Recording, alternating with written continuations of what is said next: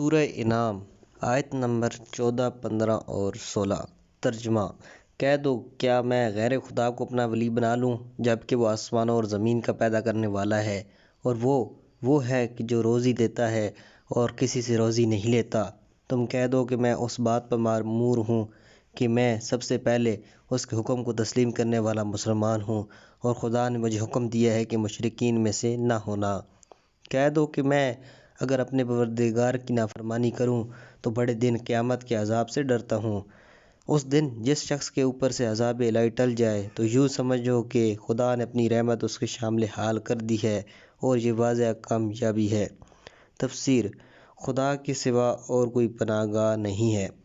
بعض نے ان آیات کے لیے ایک شان نزول کی نقل کی ہے، وہ یہ ہے کہ اہل مکہ میں سے کچھ لوگ پیغمبر اکرم صلی اللہ علیہ وسلم کی خدمت میں حاضر ہوئے اور کہنے لگے، اے محمد، تو نے اپنی قوم کا دین چھوڑ دیا ہے، اور ہم جانتے ہیں کہ اس کام کا عامل سوائے فقر کے اور کوئی نہیں ہے۔ ہم اس بات کے لیے حاضر ہیں کہ اپنا مال تیرے ساتھ بانٹ لیں اور تجھے بہت ثروت مند کر دیں، تاکہ تم ہمارے خداؤں سے دستبردار نہ ہو جاؤ اور ہماری اصلی دین کی طرف پلٹ آؤ۔ تو اوپر والی آیت نازل ہوئی اور انہیں جواب دیا گیا۔ البتہ جیسے کہ پہلے کہا جا چکا ہے اور وارد شدہ روایات کے مطابق اس سورہ کی آیات مکہ میں یکجا طور پر نازل ہوئی ہیں، اور اس بنا پر ہر ایک آیت کے لیے خاص اور علیحدہ شان نزول نہیں ہو سکتا۔ لیکن اس سورہ کے نازل ہونے سے پہلے پیغمبر اور مشرکین کے درمیان گفتگو اور بحثیں ہوتی رہتی تھیں، لہٰذا اس سورت کی بعض آیات میں ان بحثوں کو ملحوظ نظر رکھا گیا ہے۔ اس بنا پر کوئی امر مانع نہیں ہے رسول اللہ اور مشرکین کے درمیان اس قسم کی باتیں ہوئی ہوں، اور خدا تعالیٰ ان آیات میں ان باتوں کی طرف اشارہ کرتے ہوئے جواب دے رہا ہے۔ بہرحال ان آیات میں بھی ہدف و مقصد اثبات توحید اور شرک و بت پرستی کے خلاف مبارزہ ہی ہے۔ مشرکین باوجود اس کے کہ وہ خلقت عالم کو خداوند تعالیٰ کی ذات کے ساتھ ہی مخصوص سمجھتے تھے، لیکن انہوں نے بتوں کو اپنے پناہ گاہ سمجھ رکھا تھا، اور بعض اوقات اپنے ہی ہر ایک حاجت کے لیے کسی ایک بت کا سہارا لیتے تھے، اور متعدد خداؤں، بارش کا خدا، نور کا خدا، ظلمت کا خدا، جنگ و صلح کا خدا، روزی کا خدا کے قائل تھے، اور یہی وہ ارباب انواع کا عقیدہ ہے جو قدیم یونان میں بھی موجود رکھا جاتا تھا۔ قرآن اس قسم کے غلط نظریے کو ختم کرنے کے لیے پیغمبر کو اس طرح حکم دیتا ہے، انہیں کہہ دو کہ میں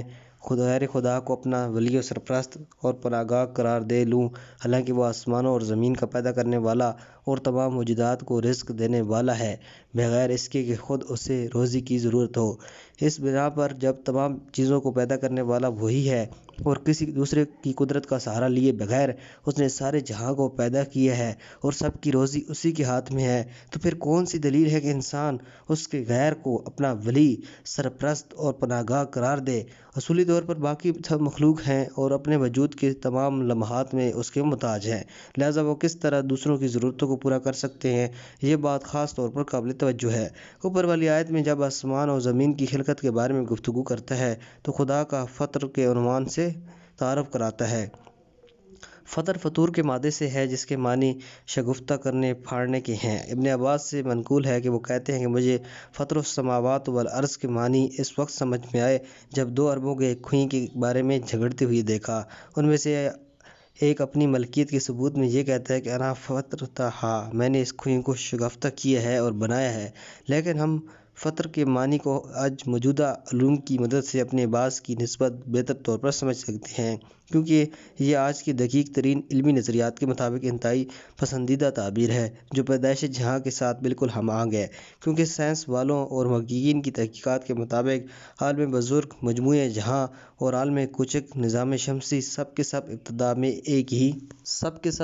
ہی تو تھے کہ جو پے در پے پیڑوں کے اثر سے ایک دوسرے سے جدا ہو گئے اور اس کی کہکشاؤں اور نظام ہائے شمسی اور مختلف کرے وجود میں آ گئے۔ سورہ انبیاء کی آیت نمبر 30 میں یہ مطلب زیادہ صراحت کے ساتھ بیان ہوا ہے، جہاں پر فرمایا گیا ہے، کیا کافر یہ نہیں جانتے کہ آسمان و زمین میں ایک دوسرے سے ملے ہوئے تھے، ہم نے انہیں ایک دوسرے سے جدا کیا۔ ایک اور نقطے کی طرف سے بھی غفلت نہیں کرنی چاہیے، اور وہ یہ ہے کہ صفات خدا میں سے جہاں صرف بندوں کو روزی دینے کا ذکر کیا گیا ہے، یہ تعبیر شاید اس بنا پر ہے کہ انسان کی مادی زندگی میں زیادہ تر وابستگیاں انہی مادی ضروریات کے زیر اثر ہے۔ یہی بات ہے کہ اصطلاح میں روٹی کا ایک لقمہ کھانا کہتے ہیں انسان کو طاقتوروں اور ارباب دولت کے سامنے جھکنے پر آمادہ کر دیتا ہے۔ بعض اوقات تو لوگ پرستش کی حد تک ان کے سامنے سر وجود ہو جاتے ہیں۔ قرآن اس عبارت میں کہتا ہے تمہاری روزی اس کے ہاتھ میں ہے، نہ تو وہ ایسے افراد کے ہاتھ میں ہے اور نہ ہی بتوں کے ہاتھ میں ہے۔ صاحبان مال و اقتدار خود نیاز مند ہے اور انہیں کھانے کی احتیاج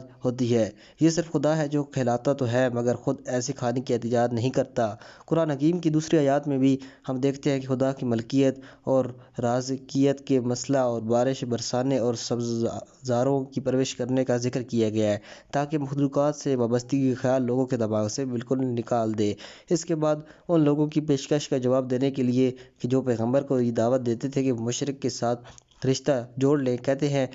علاوہ اس کے کہ عقل مجھے یہ حکم دیتی ہے کہ صرف اس ذات پر بھروسہ کروں جو آسمان و زمین کا پیدا کرنے والا ہے۔ وحی الہی بھی مجھے حکم دیتی ہے کہ پہلا مسلمان میں بنوں اور کس طرح بھی مشرکین کی صف میں نہ جاؤں۔ اس میں شک نہیں کہ پیغمبر اسلام سے پہلے دوسرے پیغمبر ان کی صالح امتوں بھی مسلمان تھی اور خدا تعالیٰ کے حکم کے آگے سر تسلیمی خم کرتی تھی۔ اس بنا پر جب وہ یہ فرماتے ہیں کہ مجھے یہ حکم دیا گیا کہ میں سب سے پہلا مسلمان بنوں تو اس کا مطلب یہ ہے کہ اس امت کا سب سے پہلا مسلمان۔ اور یہ حقیقت میں ایک اہم تربیتی مطلب کی طرف اشارہ بھی ہے کہ ہر رہبر کو اپنے مکتب و مشن کے کام کی انجام دہی میں تمام افراد سے زیادہ پیش قدمی کرنی چاہیے۔ اسے اپنے دین کا سب سے پہلا مومن اور اس پر عمل کرنے والا ہونا چاہیے اور سب سے زیادہ کوشش کرنے والا اور اپنے مکتب کے لیے سب سے زیادہ فداکاری کرنے والا ہونا چاہیے۔ بعد والی آیت میں اس خدائی حکم پر جو وحی کے ذریعے پیغمبر پر نازل ہوا ہے تاکید مزید کے لیے کہتا ہے میں بھی خود اپنے لیے جواب دہی کا احساس کرتا ہوں اور قانون الہی سے کس طرح مستثنیٰ ہوں۔ میں بھی اگر خداوند تعالیٰ کے حکم سے منحرف ہو جاؤں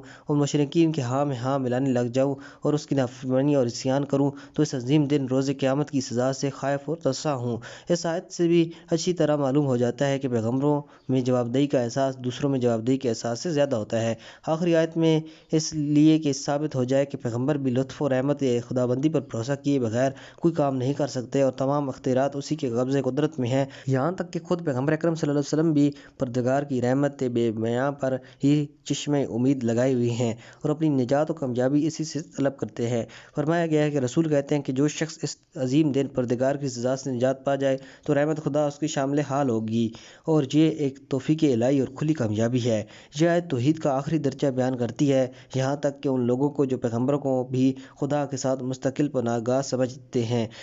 جیسے عیسائی جو حضرت عیسیٰ کو نجات دہندہ سمجھتے ہیں۔ صراط کے ساتھ جواب دیا گیا ہے کہ پیغمبر تک بھی اس کی رحمت کے محتاج ہیں۔ والسلام علیکم ورحمۃ اللہ۔